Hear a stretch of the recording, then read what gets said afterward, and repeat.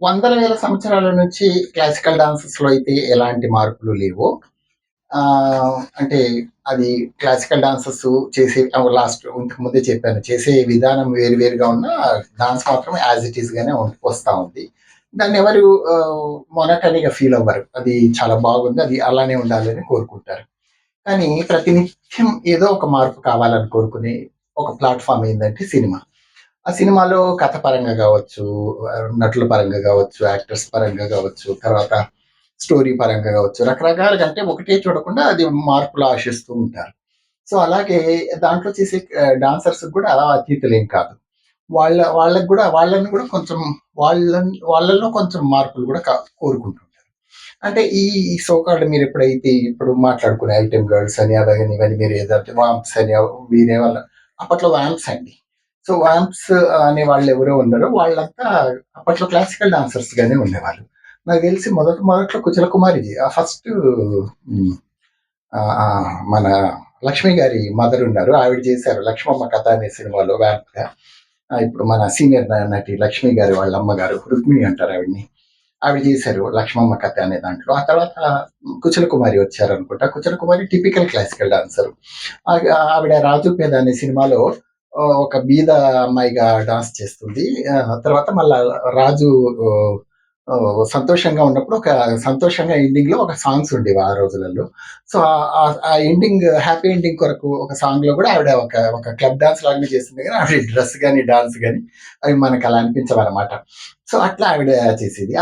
ఆ డాన్సెస్ నిజంగా చాలా ఎంజాయ్ చేశారు. ఆవిడ క్లాసికల్ డాన్సర్‌గా ఎక్కువ ఎంజాయ్ చేస్తారు. ఆ తర్వాత రీటా అనే ఆవిడ వచ్చింది. ఆ తర్వాత రీటా అనే ఆవిడ తర్వాత వచ్చింది. ఆ తర్వాత ఎల్ విజయలక్ష్మి గారు హీరోయిన్‌గా ఎంటర్ అయితూనే ఈవిడ క్లాసికల్ డాన్సర్స్ కాబట్టి ఆ డాన్స్ ఓరియెంటెడ్ ఫిల్మ్స్‌లో నటిస్తూ ఆ తర్వాత ఆవిడకి కొంచెం డిమాండ్ తగ్గిపోయిన తర్వాత ఆవిడ కొన్ని వ్యాంప్స్‌గా కూడా చేసింది కొన్ని సినిమాలలో మీరు.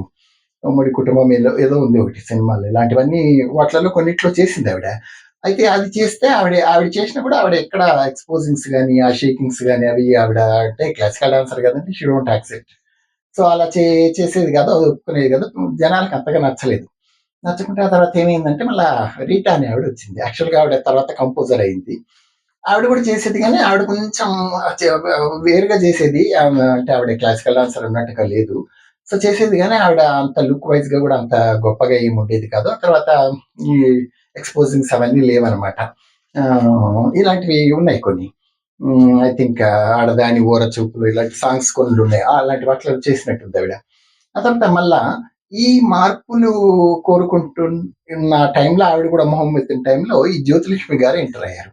ఈ జ్యోతిలక్ష్మి గారిని మీరెందుకు తీసుకున్నారండి అనంటే ఆవిడ క్లాసికల్ డాన్సర్. ఆవిడ చాలా మంచి క్లాసికల్ డాన్సర్. చాలా మందికి తెలీదు. చాలా మంది జ్యోతిలక్ష్మి, జయమాలి అనే లోపల వాళ్ళు క్లాసికల్ డాన్సర్స్, వాళ్ళు ఎక్స్‌పోజింగ్ స్టార్స్ ఇలా అనుకుంటూ ఉంటారు. ఇనీషియల్‌గా ఇలా లేరు వాళ్ళు యాక్చువల్‌గా. జయమాలిని గురించి ఇప్పుడేం మాట్లాడొద్దండి. అంటే ఆవిడ గురించి కాదు గానీ ఫస్ట్ మనకు ఈ ఎంట్రన్స్ ఇలాంటి డాన్సెస్ ఎలా ఎంటర్ అయిందో మన జ్యోతిలక్ష్మి ద్వారానే ఆవిడ ఇంట్రొడ్యూస్ చేశారు ఇది. మరి జ్యోతిలక్ష్మి గారు ఇంట్రొడ్యూస్ చేశారు. ఎందుకు చేశారు ఆవిడ? అంటే ఆవిడ క్లాసికల్ డాన్సర్ కదా! ఆవిడ అంటే యాక్చువల్‌గా ఆవిడ 60స్‌లో హీరోయిన్‌గా ఎంటర్ అయింది. హీరోయిన్‌గా ఎంటర్ 1965లో 'మొరపెన్' అని ఒక మలయాళం సినిమాలో హీరోయిన్‌గా నటించింది. అది నేషనల్ అవార్డ్ కూడా వచ్చింది ఆ సినిమాకి. చాలా సాడ్ ఎండింగ్ ఆవిడది. చాలా చేసింది. కానీ ఆ తర్వాత మళ్ళా తెలుగులో 'పెద్దక్కయ్య' ఇలాంటి సినిమాలలో ఎంటర్ అయిపోయింది. ఎంటర్ అయిపోయిన తర్వాత ఈవిడ ఇలాంటి అంటే కొంచెం ఎక్స్‌పోజింగ్ చేసి అంటే ఫ్యామిలీ చూడదగ్గట్టే కొంచెం ఎక్స్‌పోజింగ్ చేసి క్లాసికల్స్ ఎక్కువ చేసేది. అయితే మధ్య మధ్యలో ఇలాంటి డాన్సెస్ కూడా వచ్చినప్పుడు టైట్స్ మోకాళ్ళ కింద వరకు టైట్స్ చేసుకొని చేసేదనమాట. లంగా అవన్నీ ఉన్నా కూడా వేసుకొని కొద్దిగా అంతగా పెద్దగా ఎక్స్‌పోజింగ్ కాకుండా చేసేది. ఆవిడ డాన్స్ చాలా గ్రేస్‌గా ఉంటుంది కదా! సో, అలా చేసేదనమాట. అయితే ఆవిడ ఎందుకు చేసిందండి? ఆవిడ చేయకుండా ఉంటే ఈ డాన్సెసే రావు కదా! అనడానికి లేదు. ఎందుకంటే అంతకుముందు హెలెన్ ఎంటర్ అయిపోయింది. హెలెన్ హిందీ కదా! అంటే లేదు లేదు. ఆవిడ హిందీలో ఉన్నప్పటికి కూడా హిందీలో ఆవిడ 19 ఇయర్స్‌లో పాపులర్ అయింది. 'మేరా నామ్ చున్ చున్ చున్' అనే సినిమా 'చైనా టౌన్' అనుకుంటా. అలాంటి ఆ సినిమాలలో ఎంటర్ అయ్యి ఆవిడ 19 కానీ ఇక్కడ మీరు ఎన్టీ రామారావు గారి సినిమాలో చాలా సినిమాల్లో ఆవిడ ఐటెమ్ గర్ల్‌గా చేసింది. ఒక సినిమాలో మన 'సంతోషం' అనే సినిమా చూడండి ఆయనది. ఆ 'సంతోషంలో' ఐటెమ్ సాంగ్ ఉంది. అది ఆవిడే చేస్తుందనమాట. అంటే ఆవిడకి అప్పుడు 16 ఏళ్ళే. 16 ఏళ్ళకి సౌత్ ఇండియాలో ఆవిడ చాలా తమిళ్, తెలుగు, మలయాళం అన్నిట్లో చేయటం మొదలెట్టిందనమాట. ఇంకా ఆవిడ అంటే మనం తెలుగు వాళ్ళు కావాలనుకున్నారో ఏంటో తెలీదు మరి. ఒక సౌత్ ఇండియన్ కావాలనుకున్నారో ఏమో తెలీదు. ఎందుకంటే వీళ్ళు half Tamil, half Telugu people వీళ్ళు. వీళ్ళ మదర్ సుళ్ళూరుపేట. సో అయితే అట్లా అనుకోని ఈవిడ ఎంటర్ అయింది. కానీ ఈవిడ ఎంటర్ అయినప్పుడు కూడా ఈవిడ సినిమాలు చూడదగ్గగానే ఉన్నాయి. అంటే 70s ఈవిడ చాలా పాపులర్ అయిపోయింది అలాంటి డాన్సెస్ చేయటంలో. అలాంటి డాన్సెస్ చేయడంలో 70s పాపులర్ అయిపోయింది. మరి 70s నుంచి ఈవిడ మొదలెట్టింది. ఆ తర్వాత ఈమెని డామినేట్ చేయడానికి విజయశ్రీ గారు వచ్చారు. ఆవిడ ఆత్మహత్య చేసుకుని చనిపోయారు. ఆ తర్వాత వీళ్ళ చెల్లెలు వచ్చింది. వీళ్ళ చెల్లెలు ఈమెను డామినేట్ చేయగలిగింది. అంటే దాదాపు ఒక దశాబ్దం వరకు ఈవిడ బాగా వెళ్ళింది.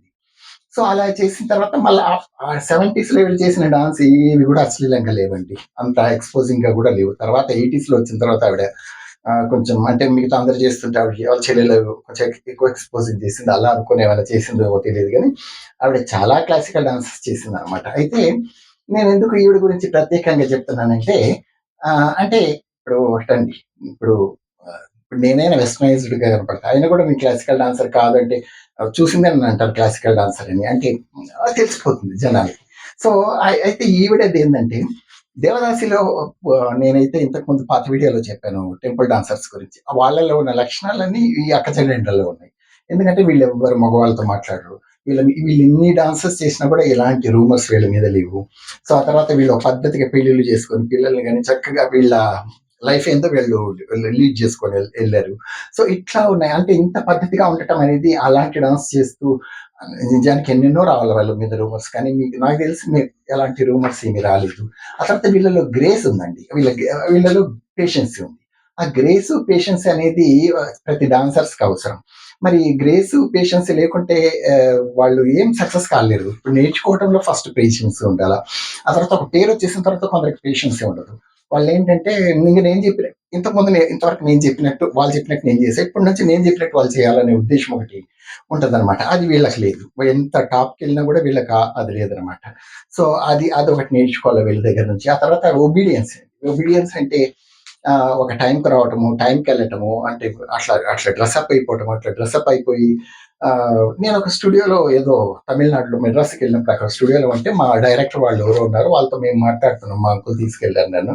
వీళ్ళిద్దరు కార్లు దిగొచ్చారు. మేము మాట్లాడుతూ ఉన్నాం వాళ్ళతోటి. వాళ్ళని పలకరించి లోపలికి వెళ్ళిపోయారు.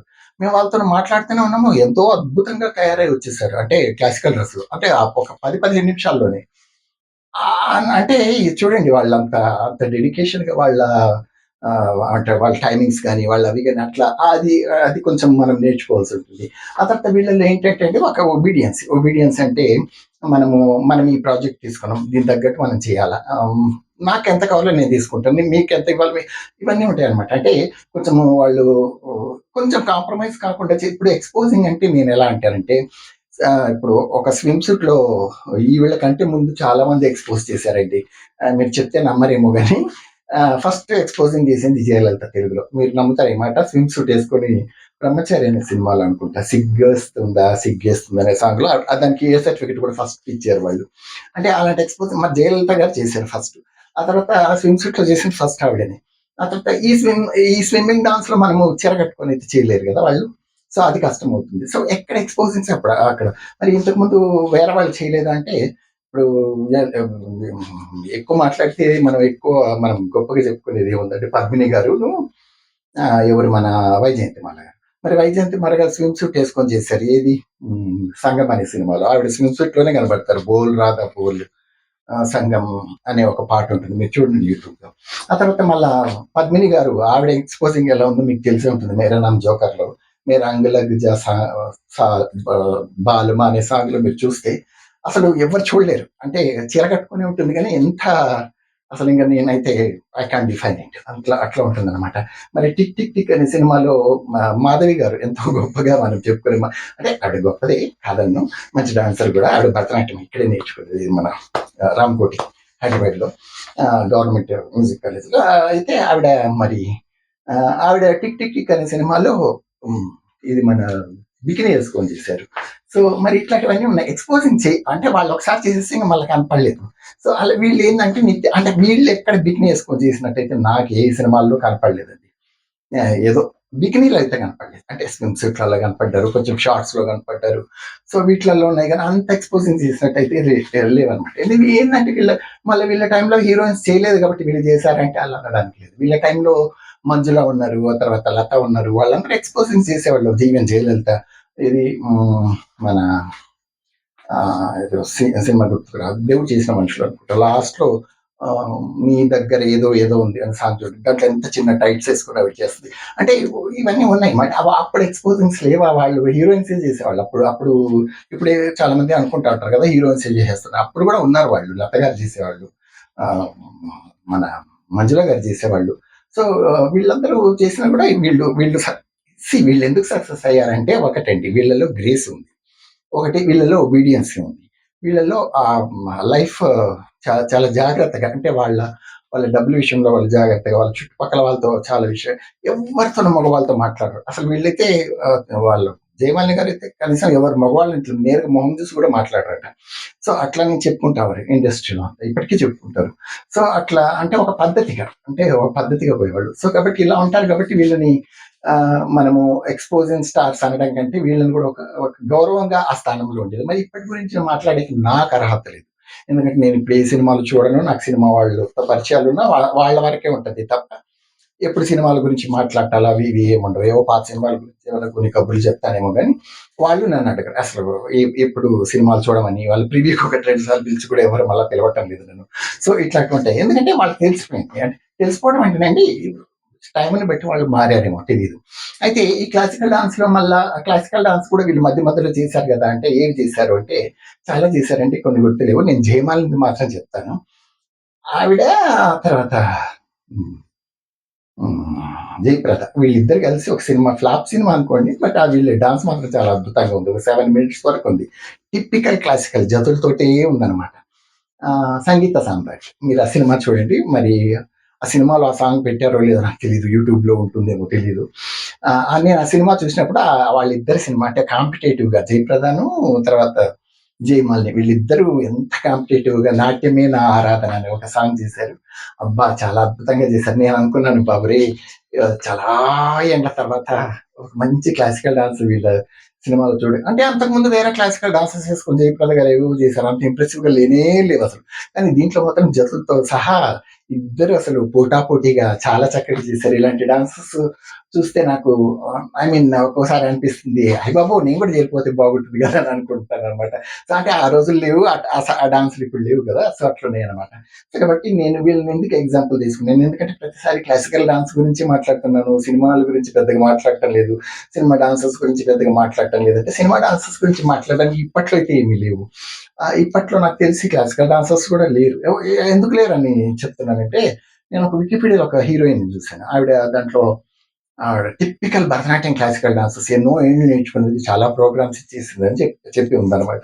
సో, ఏదో ఫంక్షన్‌లో కనపడ్డారు ఆవిడ. కనపడినప్పుడు మాట్లాడితే నేను మాట్లాడి చెప్పాననమాట. ఏంటమ్మా మీరు మీ గురువు ఎవరంటే, నా గురువు ఏంటండి అదేంటి వికీపీడియాలో మీరేదో భరతనాట్యం నేర్చుకున్నట్టుందంటే, వాళ్ళు రాస్తారండి ఏదో 3 నెలలు నేనేదో ఆహ్, ఏదో షూటింగ్ కొరకు నేను నేర్చుకున్నాను తప్ప నాకసల ఆ డాన్స్ అది ఏం లేదు. కానీ నాకు ఇంట్రెస్ట్ ఉందండి. కానీ నాకప్పుడు కుదరలేదు. ఇప్పుడేమన్నా కుదురుతుందా? అని ఇట్లా అడిగింది తప్ప.